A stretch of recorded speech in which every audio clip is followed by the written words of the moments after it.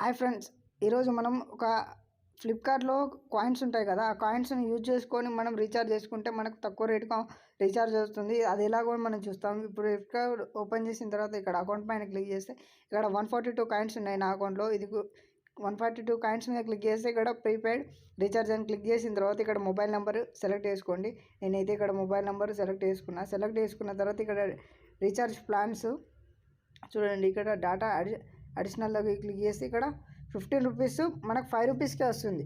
ఇక్కడ 1 GB, ఈ 29 rupees 2.5 GB only 19 rupees, అంటే 10 రూపీస్ మనకు సేవ్ అవుతుంది. అప్పుడప్పుడు ఇది 1 రూపీ కూడా నేను రీఛార్జ్ చేసుకున్నా ఆల్రెడీ, కానీ ఇది నేను ఈ వీడియో చేసే సమయానికి ఇది 5 రూపీస్ ఉంది.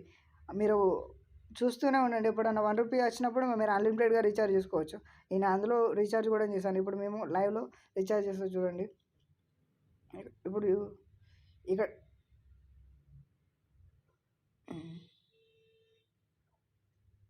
చూడండి 5 రూపీస్ అడుగుతుంది.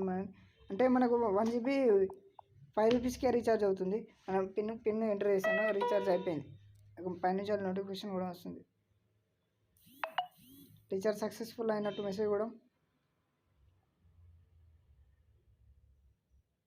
రీఛార్జ్ అయిపోయింది.